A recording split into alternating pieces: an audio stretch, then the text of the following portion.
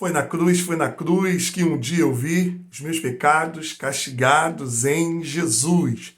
Paz e graça, meu querido irmão, minha querida irmã, com o trecho dessa belíssima canção, desse belíssimo hino, eu quero iniciar assim então o nosso devocional de hoje, que se encontra em Isaías, capítulo 53, do verso 10 até o verso 12. Diz assim: Todavia ao Senhor agradou moê-lo, fazendo-o enfermar. Quando der ele a sua alma como oferta pelo pecado, verá sua posteridade, prolongará os seus dias, e a vontade do Senhor prosperará nas suas mãos. Ele verá o fruto do penoso trabalho de sua alma e ficará satisfeito. O meu servo, o justo, com o seu conhecimento, justificará a muitos, porque as iniquidades deles levará sobre si. Por isso, eu lhe darei muitos, como a sua parte, e com os poderosos repartirá ele o despojo, porquanto derramou a sua alma na morte. Foi contado com os transgressores, contudo levou sobre si o pecado de muitos e pelos transgressores intercedeu.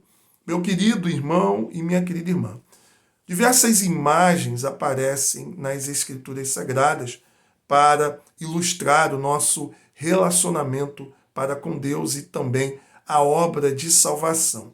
Duas nós podemos ver no texto de Isaías. A imagem tanto jurídica da transgressão, que o pecado é uma transgressão a Deus que foi ofendido, assim como também a imagem de um corpo enfermo, pecado sendo aqui então retratado como uma enfermidade da alma.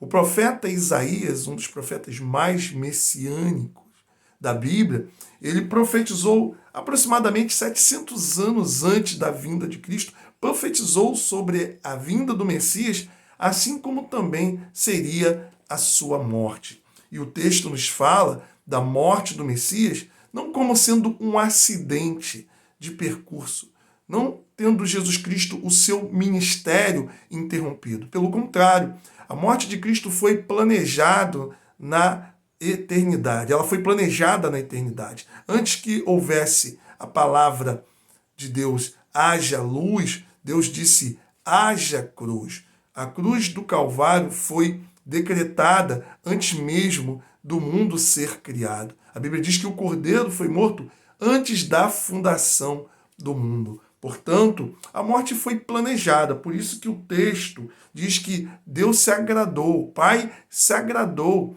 em moê-lo. Ou seja, não significa dizer que a passagem mostra que o pai, como um sádico, ele ficou feliz em ver o sofrimento do seu filho. Não, a questão aqui é a obediência do filho.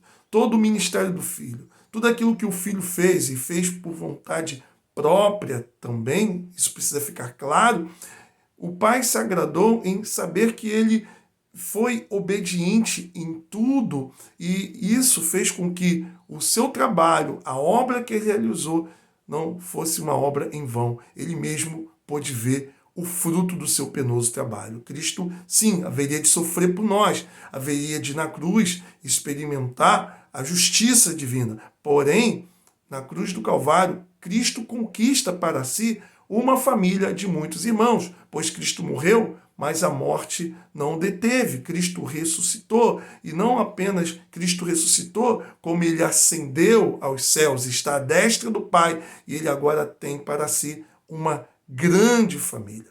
Então é por causa disso que Deus se agradou, por causa do sofrimento de Cristo que redundou, que resultou, que promoveu a grande obra redentora sobre a humanidade. Por isso nós precisamos aqui pensar dos diversos atributos de Deus, dois atributos que ressaltam num texto como esse. O atributo do amor, Deus ele é amor, e sendo o amor, nós precisamos entender que à luz da Bíblia, amar não é apenas ter um sentimento, mas é ter atitude.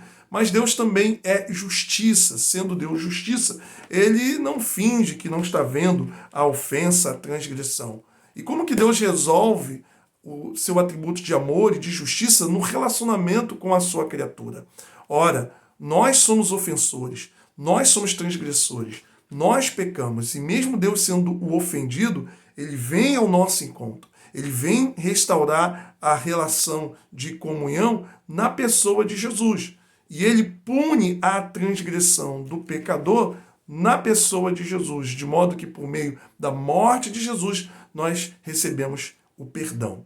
Quem tem filho, quem é pai, quem é mãe, sabe muito bem, né, o que é querer sentir a dor no lugar do filho, querer se colocar no lugar do filho, quando vê o filho sofrendo. E foi isso que Deus fez. Ele se fez homem para que ele pudesse receber a sentença no nosso lugar, a fim de que por meio da morte de Jesus pudéssemos ter uma santa comunhão com Deus. E é interessante que Paulo vai nos falar algo que nos ajuda a entender do texto também de Isaías, lá no capítulo 5 da segunda carta aos Coríntios, no verso 21. Aquele que não conheceu o pecado, ele o fez pecado por nós, para que nele fôssemos feitos justiça de Deus. Ou seja, o Cristo, que é santo, que é puro, que não é pecador, nele nós podemos ver, conforme a canção, os nossos pecados. Ele que não é pecador se fez pecado, ou seja, nele Deus, ele manifestou a sua justiça para que por meio da sua obra pudéssemos alcançar o perdão de Deus. Nós, pecadores, no relacionamento com Deus, nós entramos com os nossos pecados, com as nossas imperfeições,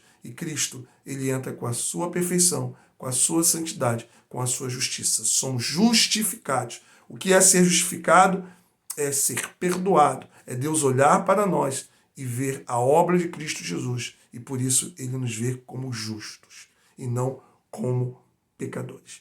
Nós devemos agradecer a Deus por essa maravilhosa obra, por esse maravilhoso amor manifestado na cruz do Calvário. Deus, obrigado pelo seu amor, obrigado pelo seu perdão, obrigado pela sua obra, obrigado pela redenção promovida por Cristo Jesus, que é o nosso mediador. Amém. Se você gostou desse vídeo, foi abençoado, compartilhe, não deixe aí de divulgar o Evangelho através das redes sociais.